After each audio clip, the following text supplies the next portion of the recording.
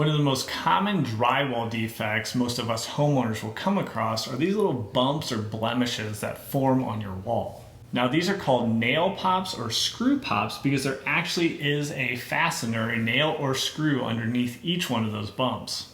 So let's dive in and show you why this happens, how to correct this issue permanently, not temporarily, which is how this one was fixed by a painter a few years ago, and with the use of some simple hand tools and a 3M all-in-one hole patch kit, how to get that wall back to flat so we can paint it and get rid of this eyesore. So what's going on here is the screw underneath this damaged area actually has a little distance to the stud. So if I push on the drywall, you can see the spackle or mud pushing out and starting to damage more. But that's what's causing the screw pop, is that screw head has some wiggle room. So if the wood shrinks a little bit in the wall, or possibly your home has just a little bit of movement, this screw head pushes out the spackle or mud, causing your screw pop. So how we actually fix this is we're going to remove all this loose material and cut out any of the loose drywall paper.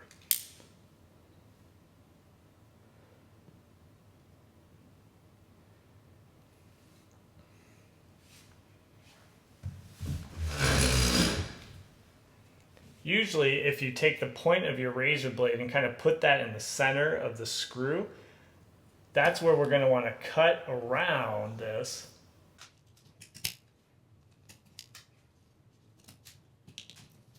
So make sure you cut everything loose away, because that will make a solid foundation for us to build things back up.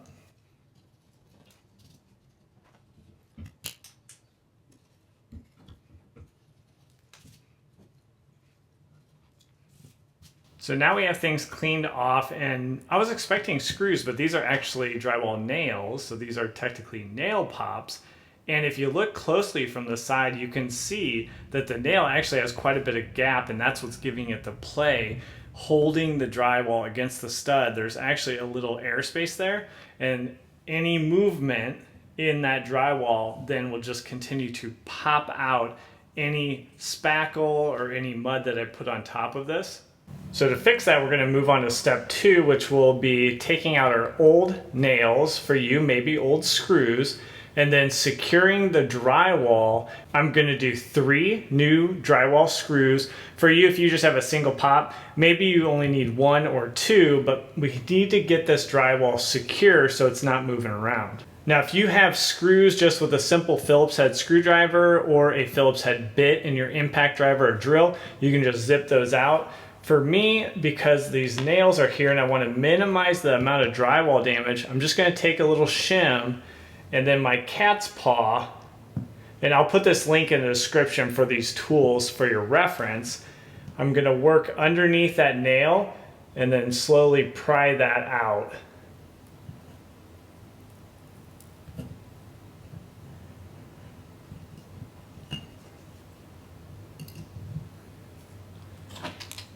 And we'll do the bottom one as well.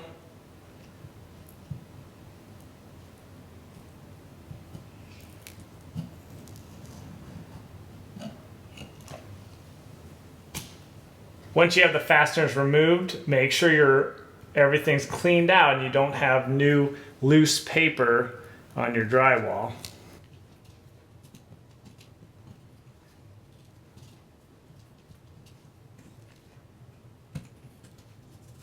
So usually I'd use my impact driver with a Phillips head bit, but I want to show this is possible just with a simple screwdriver. So I'm going to drive these 3 screws into the stud just using the screwdriver.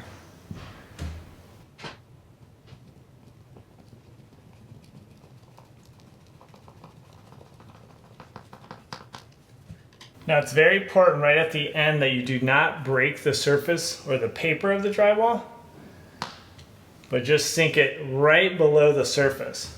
One way to check that is you can take your all-in-one with the putty knife or a separate putty knife and just scrape that across the surface, and you should not hear any clicking once you go over your screw.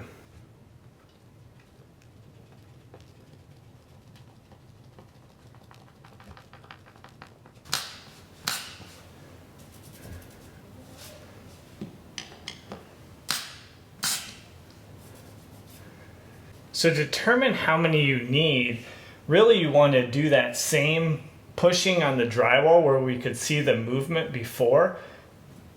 And you don't want to see any movement. You need it to be rock solid, and you don't want to see the head of your screw moving with respect to your surface. So I think 2 fastener is actually going to do it for me. So step number 3, we're going to now fill in these holes and smooth everything out using that 3M product. This is an all-in-one product, and that should get you to the finish line without buying any new tools. Now the all-in-one actually includes obviously the spackle and the tube, but it also has an integrated primer. So that means once you sand things off, you can go and paint that your wall color. That would be as compared to when usually you do drywall work and you have a fresh piece of drywall and or the seams mudded, usually you're gonna prime that surface before putting on your wall color. Why we do that is if you don't do that, depending on what your finish is and what kind of paint you're using, usually without primer, you will not be able to match it, and that sheen or gloss finish is not gonna show up. It also has a small putty knife. Again, not the most ideal tool necessarily, but it's built right into the bottle. And then a small piece of sandpaper on the actual cap. So this product I think is awesome for DIYers, and it is in my Amazon store under the general supply section. So you can look down in the description of this video and you'll see that link. But that also has all the other tool recommendations, which I really think are targeted well to DIYers. You're budget conscious, but you also want something that's gonna hold up over time. Now, just like with most products, before I apply it, I actually want to remove some of the first spackle, because some of the first spackle is going to have a little bit more moisture in it, so that's going to shrink a little bit more. So I want to remove that prior to putting my first application. When you have holes like this, you can actually just squeeze it in.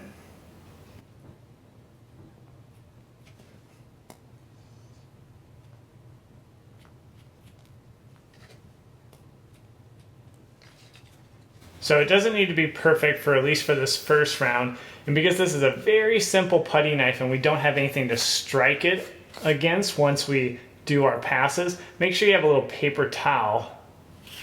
And that's how you're gonna clean off that extra spackle to smooth everything out.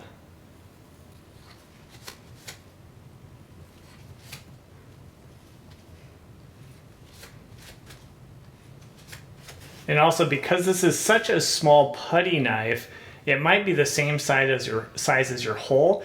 So you want to set one side of the putty knife on a solid, smooth drywall surface, and that will give you a guide as you strike across the hole.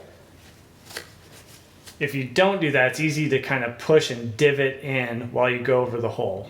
All right, so it doesn't have to be perfect, but this is a good first coat for me, and I'll come back, lightly sand, and do our final coat. So I let it dry for about 45 minutes, and just remember, you shouldn't be going too much more than 1/8 of an inch thick. So if you have a very thick hole you're trying to fill, definitely do 2 or 3 coats, and that's gonna help with your drying. So I waited 45 minutes, the product calls for about 30 minutes. Now I'm gonna do some light sanding just with the sandpaper on the cap, and then apply my second coat.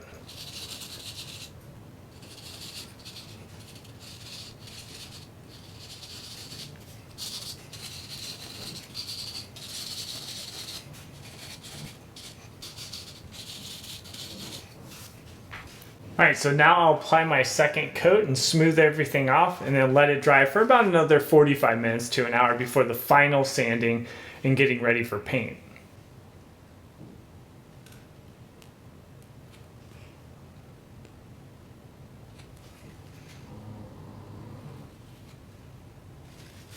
One note is I should have squeezed out the spackle at the start again, because you can see the extra moisture that came through. So just to make sure it's a consistent moisture level, every time you apply, you probably should just remove the first spackle coming out to avoid the excess moisture.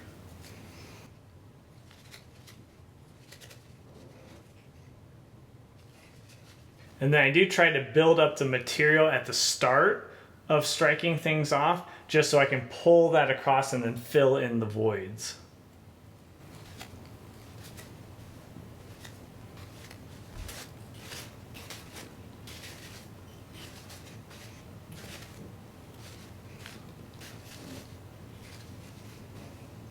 So that's finishing up my second coat. I have a very light ridge here. You'd want to reduce the amount of ridges or anything you saw, because once you sand it down, you're only going to be removing material, right? So if you already have a bit of a ridge, that might be a challenge to get back to a smooth surface. But I'm happy with this, and I'll let it set up so we can do the final sanding.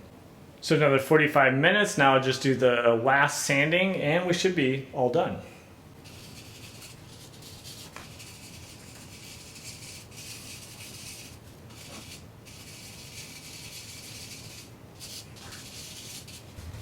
So with just a couple of hours, including dry time, you can have a much better looking wall that's ready for paint. Now I have quite a few other nail pops that I need to fix up, and then I'll go through and I'll match my paint, which is a Repose Gray from Sherwin-Williams. Overall, I think the 3M product is awesome, but this is probably about the extreme in terms of size of hole that you'd want to tackle with this, and start to move up to a much larger putty knife, which will make smoothing out the surface a lot easier. Now, if you want to continue with improvements around the house and you want to see how to waterproof your sink base with simple and cheap peel and stick tiles, check out this video right here and I'll walk you through the complete process where I installed them in one of my sink base cabinets. So thanks for joining me on this video, and we'll catch you on that next one. Take care.